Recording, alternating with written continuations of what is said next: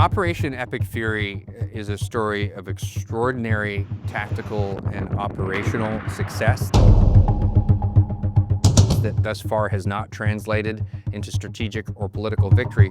We have a blockade going into effect. Operational excellence does not necessarily translate into the political outcome you are seeking. Do you have a new estimate about what the war has cost us so far? As of today, is $37.5 billion. We are in a protracted conflict where we won almost every battle, but not the war. Wars are easy to start and hard to finish, and that is the situation in the Persian Gulf right now. As far as I'm concerned, it's over.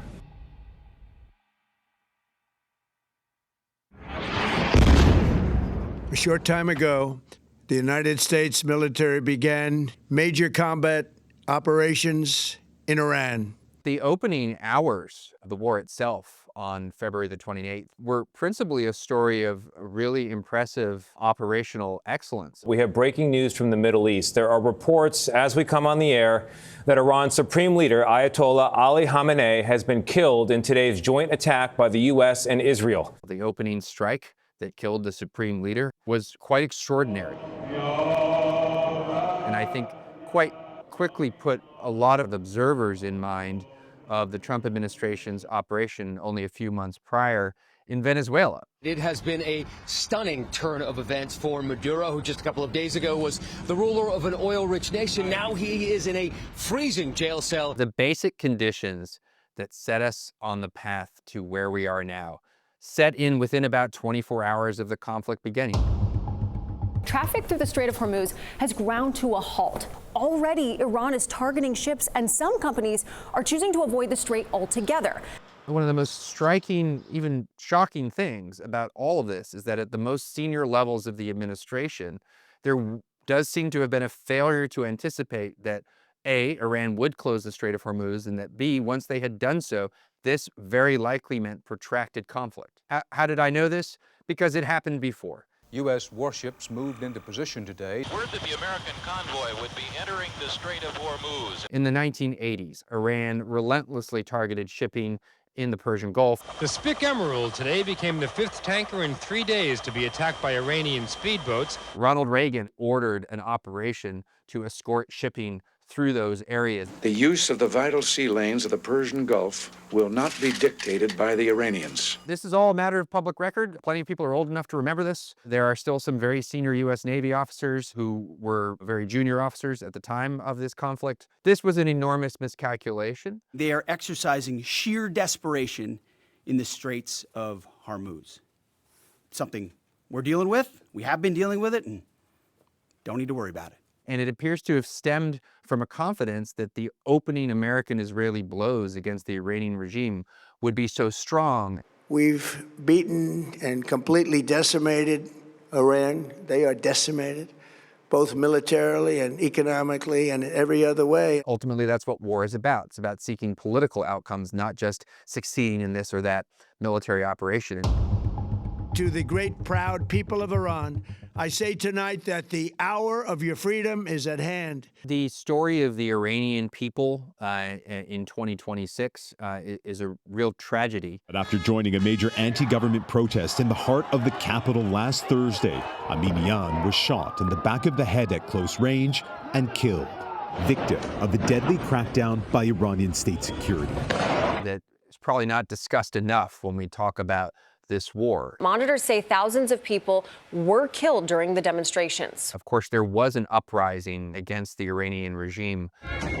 As we saw in January, hundreds of thousands and millions of people rise up. The potential for that happening again is even greater now. So while you might be creating conditions that make the regime vulnerable in March and April through American and Israeli military action, the very people who might have led a kind of uprising against the regime had been murdered only a few months before. Another day of missiles and drones crisscrossing the skies of the Middle East. One of the striking things that became obvious very early on in the war was that a number of the successful Iranian strikes on U.S. targets were conducted by relatively low-cost, relatively low-tech drones. Those powerful weapons, cheap but deadly Shahed drones, have been launched in their thousands by Iran. This is not the high-end ballistic missile arsenal. This is not cutting-edge technology. This is pretty basic, pretty cheap stuff. They want to make a deal. The reason they want to make a deal is they have been just beat to shit.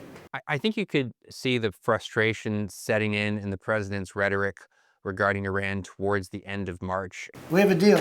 We get a lot of it. These moments would alternate with the president demanding a deal, suggesting at times that a deal was imminent. All I can tell you is they're begging to make a deal. This peaked in early April, where the president threatened to destroy Iranian civilization. Every power plant in Iran will be out of business, burning, exploding, and never to be used again. Only to back down hours later. I remember it well because it happened live during the CBS Evening News that night. Just moments ago, President Trump posted on Truth Social that because Iran has agreed to complete a media and safe opening of the Strait of Hormuz, he agrees to suspend the bombing and attack of Iran. Well, of course, they had agreed to do no such thing, as became very clear in the hours to come. And that pattern, the alternation between the really intense, threatening rhetoric and the hope for a deal, that continued for several months thereafter, cycle after cycle after cycle. And it became very obvious to the Iranians, to the American people,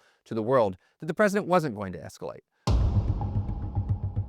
CBS News has learned that worries at the Pentagon over the rapidly dwindling stockpiles of air defenses may also factor into whether to escalate attacks. If a war against a middle power like Iran took us this low on our magazines of important weapon systems, what would a high-intensity conflict against a major competitor like China look like? So there's a message here for everyone who cares about the future of American military strategy that we need to fundamentally rethink the economics of war. The military objectives articulated by the president back at the start of the war were accomplished. The Iranian Navy is pretty much sunk. The Iranian missile program is badly, badly damaged. The nuclear program, badly, badly damaged.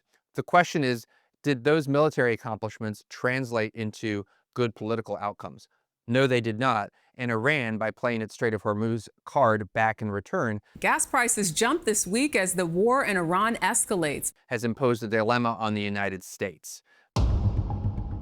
The United States could lose this war any day when the president decides that the costs of keeping the Strait of Hormuz open are higher than he wants to pay. That will be game over for the United States and victory for Tehran.